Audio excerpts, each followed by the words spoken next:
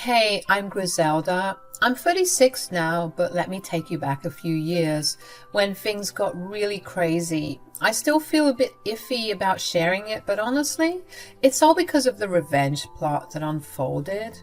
And I wasn't the one who kicked things off, so I could say everything here is well deserved. All right, let's dive in. I had a short-lived marriage with this guy named Amon. There was a noticeable 6-year age gap between us, and folks were side-eyeing our relationship from the get-go. We crossed paths during an African dance class where Amon happened to be the instructor. Picture this, I'm 26, he's 20, and the air is charged with some unspoken tension. Amon, the dance maestro, wasn't shy about his interest in me. Extra dance lessons, undivided attention in class, you name it, he was offering it all. Everyone in the class could practically see the sparks flying between us, and the feeling was mutual. Hold on tight because things are about to get crazier. So Amon and I realized the significant age gap only a few dates into our budding relationship. I almost called it quits, but love had already taken its hold on me. He was saying and doing all the right things, making it hard for me to walk away. We decided to give it a shot despite the age difference. As we dated, everything seemed to be going well until Amon got the worst news. He had to go back to Uganda, his home country, because his parents were very sick. I had spoken to them a few times over the phone during our little fling, and they seemed like lovely people, and my heart broke for Amon. But his leaving essentially put a permanent pause on our relationship, or so I thought. 4 long years went by, and I found myself celebrating my 30th birthday in the club with my friends. In the middle of the shots and lights, I thought my eyes started playing tricks on me. I could have sworn I saw Amon dancing with another girl. I blamed it on the alcohol until I made my way closer. Lo and behold, it was Amon. He had just returned from Uganda and was readjusting to life in America. What's more, he was planning to move his parents from Uganda to the States to be closer together. This was great news to my intoxicated and love-drunk brain, because his moving back to the States meant that we had another shot at this whole love thing. He told the girl he was dancing with that he would be back later, and we spent the rest of the night chatting it up and catching up. Soon after rekindling our romance, Amon and I picked up right where we left off. It felt as if those 4 years had never passed, and we were still the same people who had fallen in love in that dance class.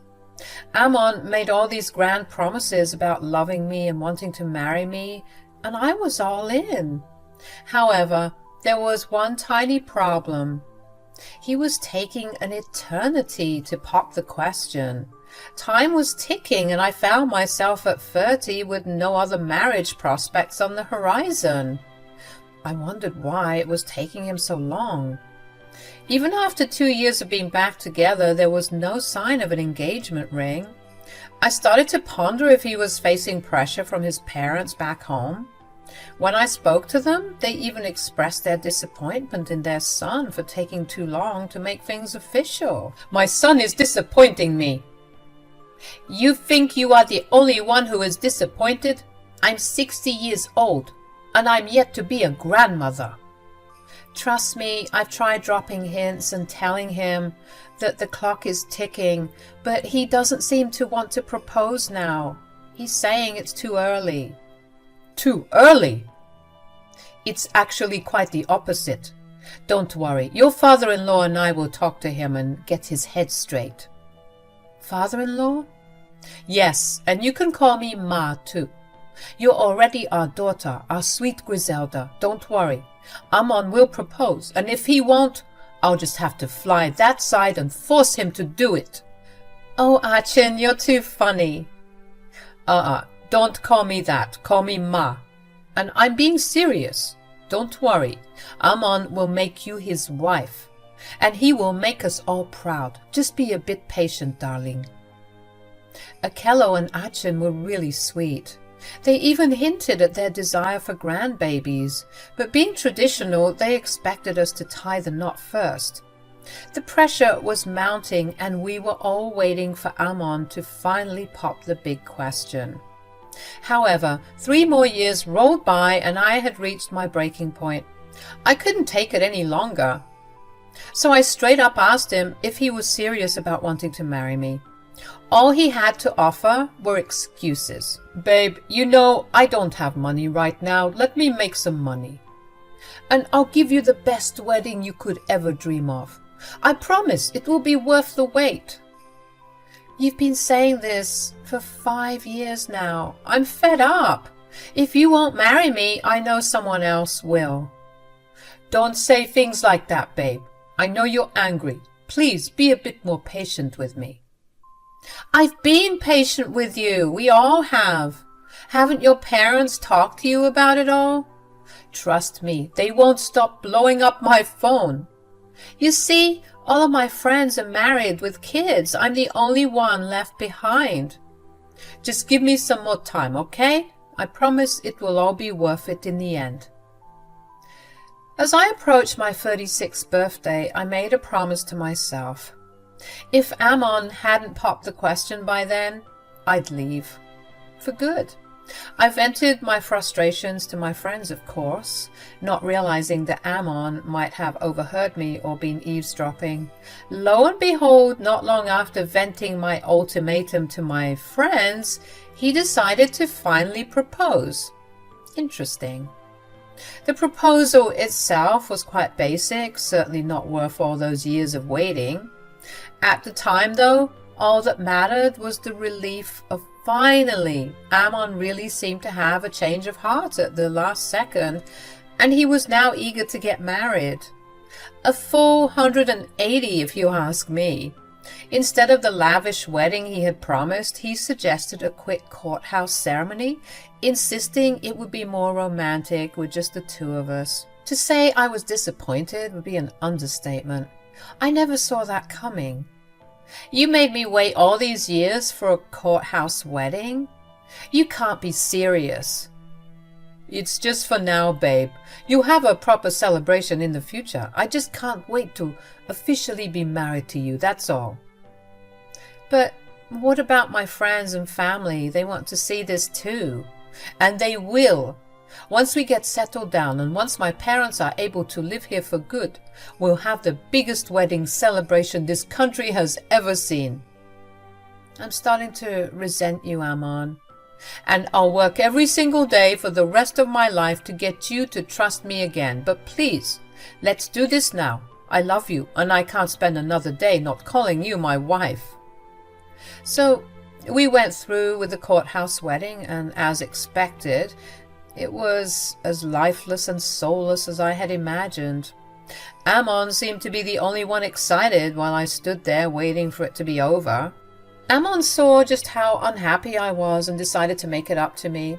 He surprised me with a trip to Fiji for our honeymoon. I was over the moon. Fiji had always been a dream destination for me, and he knew it. It struck me that he was willing to splurge on a trip to Fiji, but not on our wedding. Then again, what were 2 flight tickets compared to a grand wedding? I decided to let it go and fully be present for the gift that he gave me.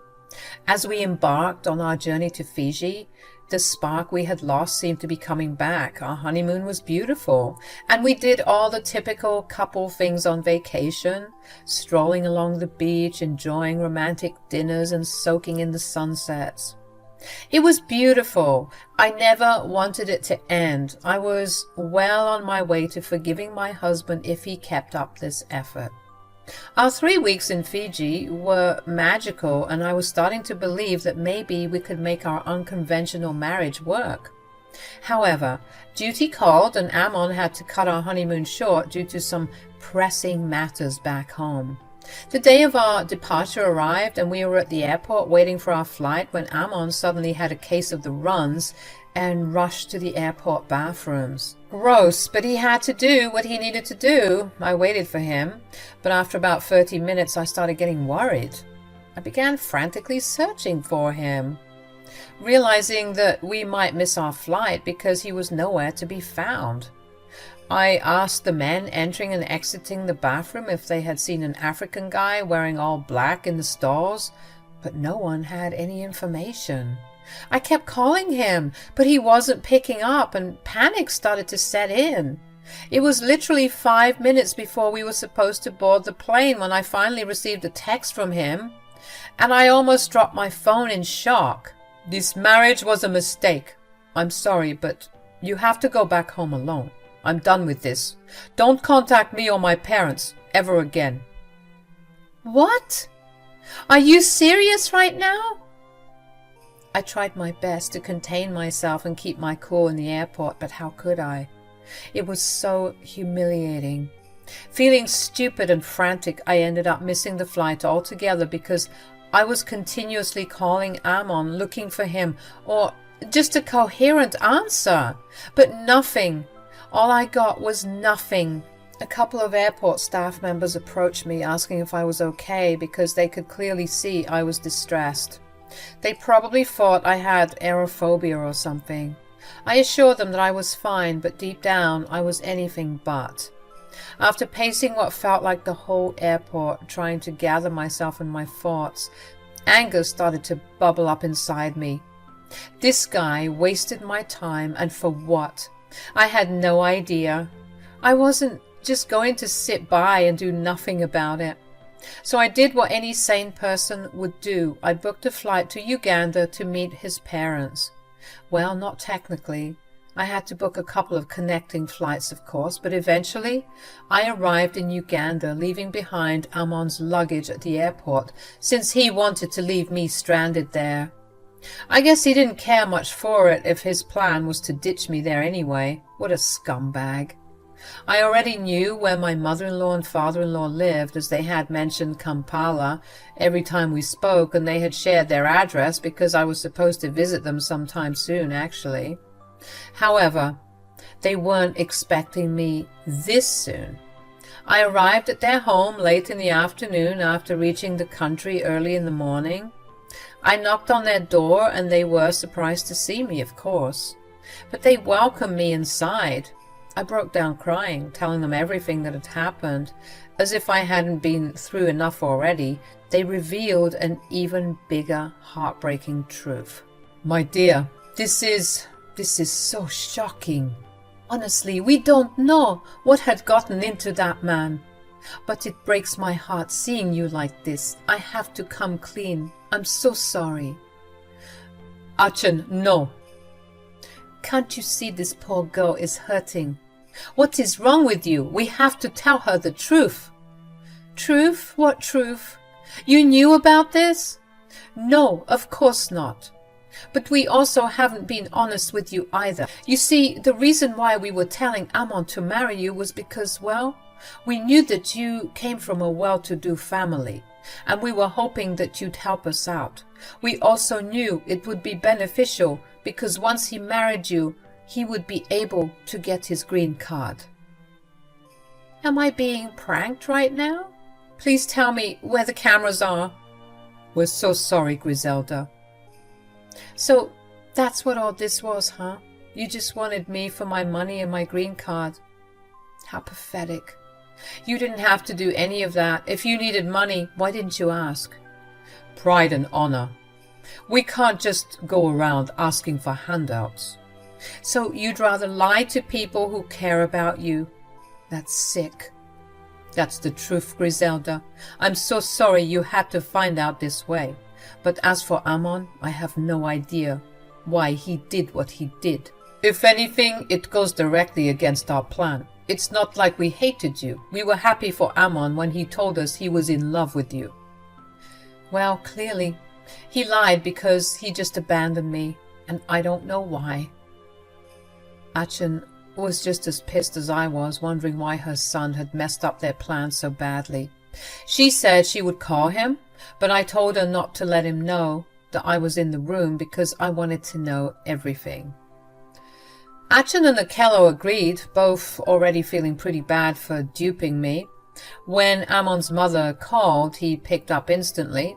Clearly, he couldn't do the same for me. I think I called him like 10,000 times and there was complete radio silence, but he was all of a sudden available when his mother called. Despicable. They greeted each other and Ammon asked why his mother was speaking in English, but she didn't want to answer him. Instead, she just started yelling at him, demanding to know why he did what he did. Why did this girl tell me that you left her at the airport? What? She talked to you? Crap. I told her not to talk to you. Where is Dad? I'm here, son. What's going on? Nothing. Nothing is going on. It was just a prank. Yes, it's a prank. Really? Then why haven't you answered her calls? What are you doing, Ammon? I can explain everything. Just give me a chance. As if the stars were aligning, I got a random barrage of texts coming from my Instagram. It was a lady named Jessie, and she sent me paragraph on paragraph about how she knew Ammon. Not only did she know Ammon, but she was married to him, and they had 2 kids together.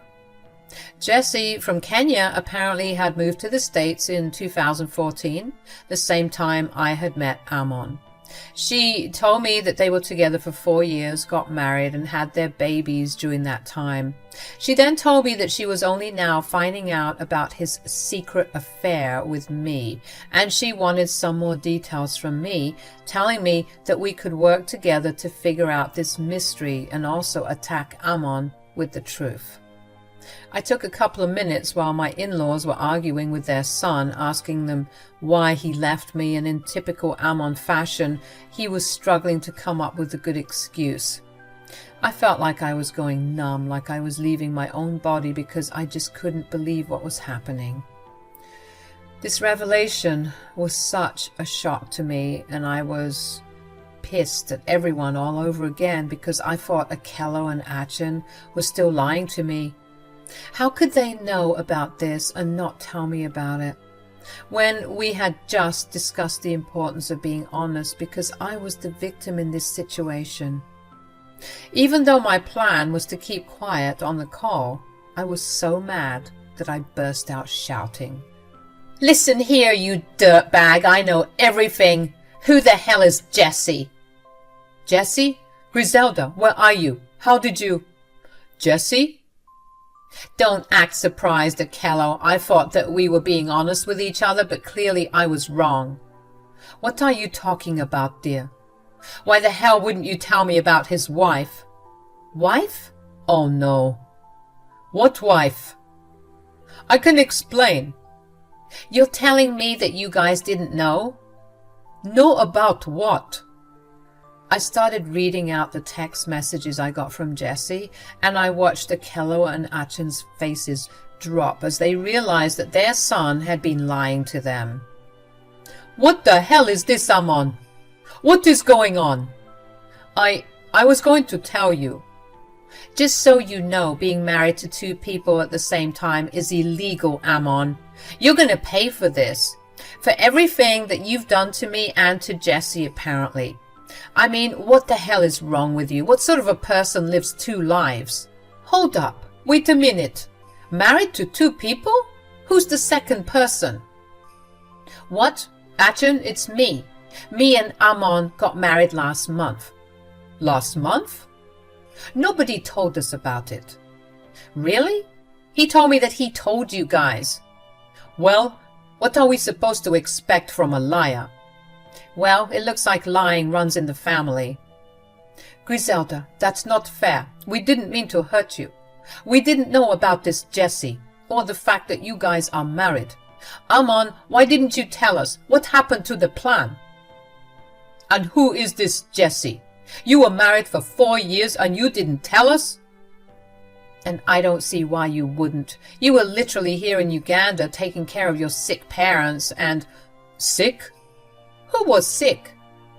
Oh, great. So you lied about that too. Why am I not surprised? You should get an Emmy or something. What is this about sick parents? Your lovely son over here told me that he had to leave America to come and take care of the both of you, and that's why he was gone for 4 years. So not only did you lie to us, but you included us in your other lies.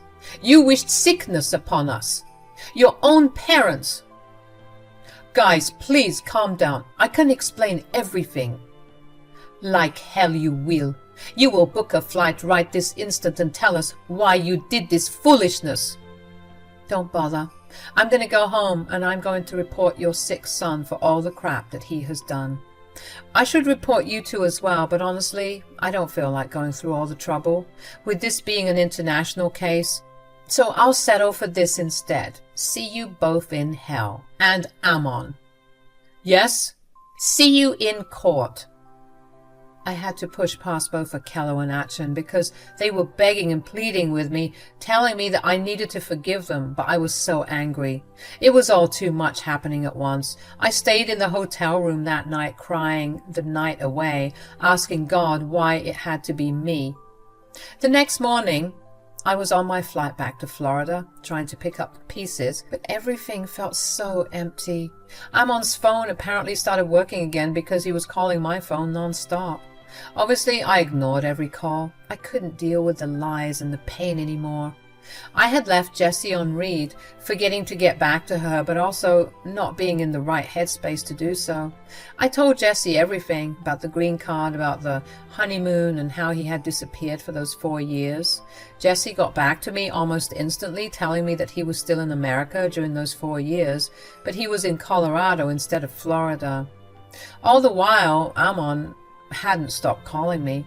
I was getting sick of him calling, so I picked up the phone and said, What? What could you possibly want from me now? You ruined my life. Please, you have to listen to me. I don't have to do anything. You're a scumbag, and like I said before, I'll see you in court. You can't do this. They'll take away everything I've made for myself. My kids, what about my kids? Screw those kids. You couldn't even give me any children, yet you are walking around town with 2 kids to your name. You're twisted. Please, Griselda, you have to help me. My parents are saying they're going to disown me. They don't want to be associated with the case. Oh, how lovely. That means no one is going to be associated with your lying behind, including those kids who deserve a way better father than you could ever be. Please don't do this. Please, can I come over? I'll explain everything. Why don't you explain everything to your kids so that they can see just how worthless you are? Listen here and listen well. If you call me again, I'm going to add harassment as another complaint in this case. Got it? You've wasted basically 10 years of my life.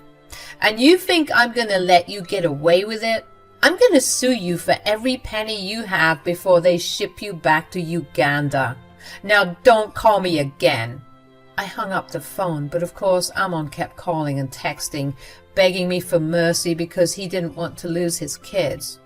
He should have thought about that before getting married to 2 people and trying to live a double life. I'm currently waiting for my case to be dealt with, and I'm suing him for bigamy, loss of enjoyment of life, as well as harassment.